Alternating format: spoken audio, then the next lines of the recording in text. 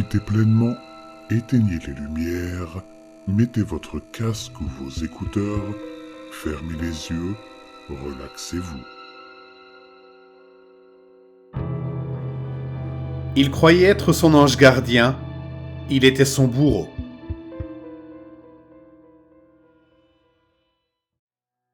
Il aimait faire du bénévolat dans le service psychiatrique de son hôpital local. Son vrai métier était agent de change, mais le stress l'atteignait parfois et il avait besoin d'un exutoire. Par le passé, il s'était tourné vers l'alcool pour relâcher la pression, mais cela l'avait conduit dans des endroits qu'il espérait ne jamais revoir. Il ne savait pas pourquoi le fait d'être à l'hôpital l'aidait tant. Il n'aimait pas particulièrement les fous qu'on lui faisait côtoyer. En fait, il pensait que la plupart d'entre eux étaient irrécupérables. Il pensait que c'était Anna qui l'incitait à revenir. Anna n'était qu'une petite fille de 10 ou 12 ans tout au plus. Elle n'aurait pas dû se trouver dans le service avec les adultes, mais sa petite ville n'était pas assez riche pour avoir des logements séparés pour les mineurs. Il était désolé pour tous les enfants qui devaient cohabiter avec ces cinglés en phase terminale. Cela rendait la situation encore plus triste, supposait-il. Il ressentait le besoin de protéger cette petite fille des fréquentations effrayantes qu'elle entretenait, et s'était donc promis de ne jamais partir tant qu'elle serait là. Anna était probablement la personne la moins dérangée de l'hôpital. Elle avait de terribles angoisses dès qu'elle quittait le bâtiment. Il disait que si elle quittait l'hôpital, elle mourrait probablement à cause du choc. La seule chose qui semblait la soulager était de parler. Alors, il lui parlait pendant des heures sur les sujets les plus ineptes. Il ressentait le besoin de tout savoir sur elle, un besoin qui transcendait ce qui aurait probablement dû convenir à leur relation. Mais Anna semblait si heureuse quand il lui parlait qu'il ne pouvait jamais supporter de la quitter longtemps. Le seul sujet qu'ils évitaient était les raisons de sa présence dans le service.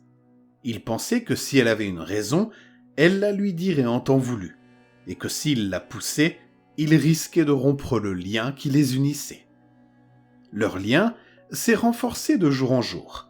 Ils étaient presque assez proches pour être frères et sœurs, si proches qu'il ne faisait plus semblant de travailler à l'hôpital. Il a quitté son travail de bénévole et est venu tous les jours juste pour être avec elle. Il semblait même l'aider à soulager son anxiété, jusqu'au jour où il l'a trouvée recroquevillée en boule sur sa couchette, sanglotant doucement. Lorsqu'il lui a demandé ce qui n'allait pas, elle a fini par lui expliquer pourquoi elle était à l'hôpital. Elle et sa mère avaient eu un accident de voiture avec un conducteur ivre. Sa mère en était morte et elle avait dû être hospitalisée. Elle n'avait pas parlé pendant des mois. En fait, elle n'avait jamais commencé à parler qu'au moment où il avait commencé à travailler à l'hôpital. Touché par l'idée qu'il ait pu jouer un rôle dans la guérison d'Anna, il se sent assez courageux pour lui demander s'ils ont attrapé le tueur. Elle lui a répondu que non, que c'était la raison pour laquelle elle ne pouvait pas partir, qu'elle avait tellement peur qu'il s'en prenne à elle. Il a essayé de la réconforter, de lui dire qu'un conducteur ivre ne se souviendrait même pas d'elle, mais rien n'y a fait. Finalement, en désespoir de cause, il a promis de tuer le conducteur s'il parvenait à s'approcher d'elle.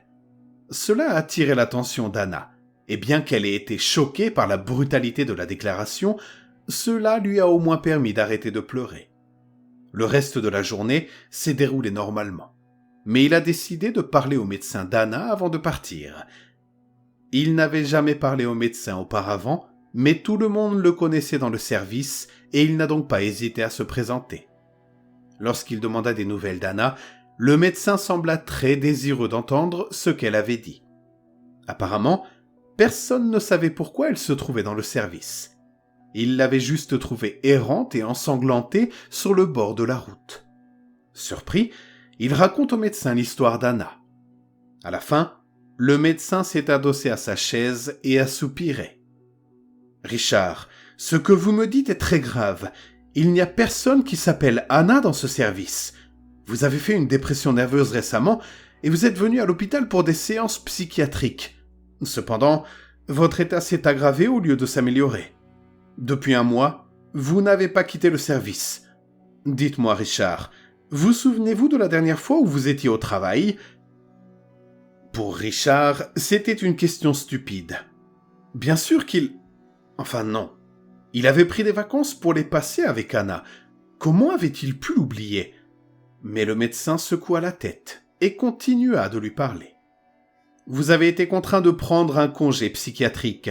Nous pensons que vous avez vécu un événement traumatisant qui a déclenché votre dépression et les hallucinations qui s'en sont suivies. D'après ce que vous venez de me dire, je suis enclin à croire que vous avez été responsable d'un accident alors que vous conduisiez en état d'ébriété. Richard s'assit, figé, en état de choc. C'était impossible. Il avait arrêté de boire, à peu près au moment où il avait commencé à travailler au service. Non,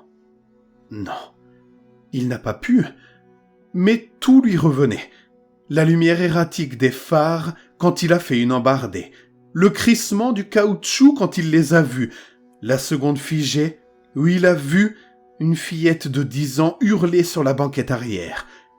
Lorsqu'il s'est retourné, le médecin n'était pas là. Anna était assise à la place du médecin, ne disant rien, se contentant de le regarder. Il l'a regardé pendant une seconde, puis a dû baisser les yeux. Il se sentait tellement coupable, tellement coupable. Et il s'est souvenu qu'il lui avait fait une promesse. Richard ne dit plus un mot.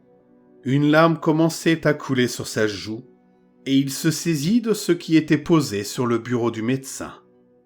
Une paire de ciseaux.